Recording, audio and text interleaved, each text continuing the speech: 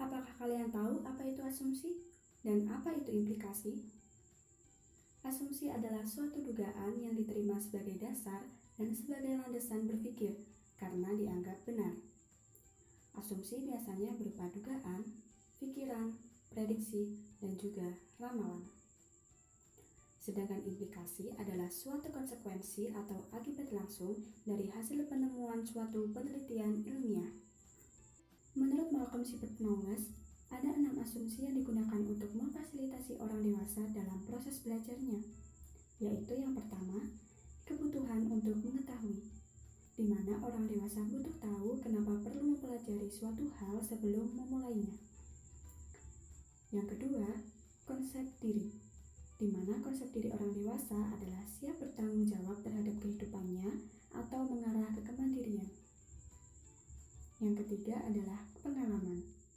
Orang dewasa memiliki banyak pengalaman, baik dari pengalaman hidupnya maupun berbagai tantangan hidup yang digunakan untuk bahan belajar. Yang keempat, kesiapan untuk belajar, di mana orang dewasa termotivasi belajar untuk mengetahui berbagai hal di kehidupannya saat ini, bukan kebutuhannya yang masih jauh untuk di masa depan. Yang kelima, orientasi untuk belajar. Orang dewasa akan termotivasi belajar saat pembelajaran, karena dapat membantu mereka meningkatkan kinerja dan juga menyelesaikan masalah di tempat kerjanya secara langsung. Dan yang terakhir adalah motivasi. Motivasi terbaik orang dewasa adalah dorongan motivasi dari dalam dirinya sendiri.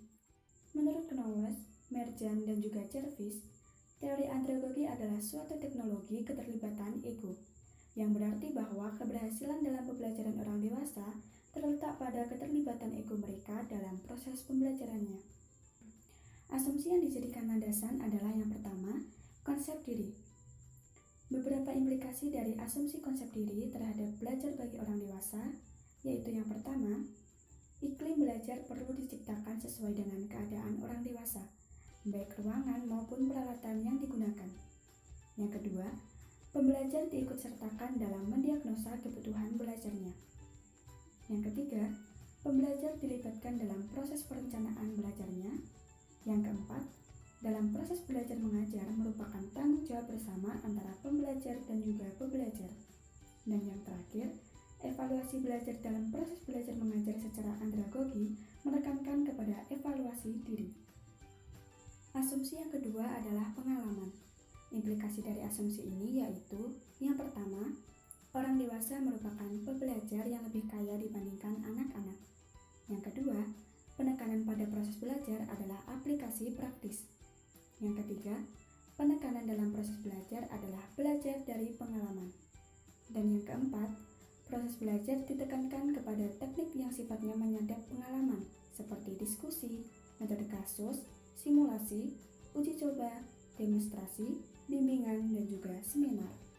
Sedangkan asumsi yang ketiga adalah kesiapan untuk belajar.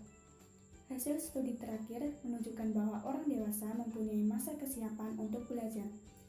Robert G. Vickers pada tahun 1953 membagi masa dewasa atas 3 fase, yaitu yang pertama, masa dewasa awal, antara umur 18 sampai 30 tahun.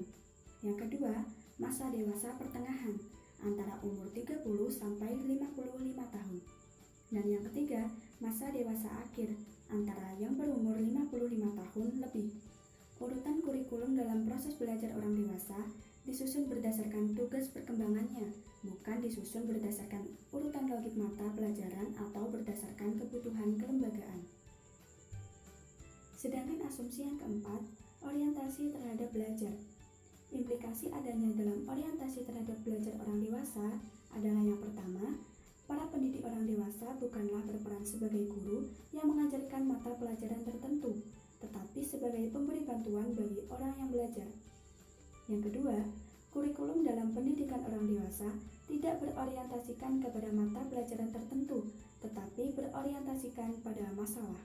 Dan yang terakhir, karena orang dewasa dalam belajar berorientasi kepada masalah, maka pengalaman belajar yang dirancang berdasarkan pula kepada masalah atau pelatihan yang ada pada benak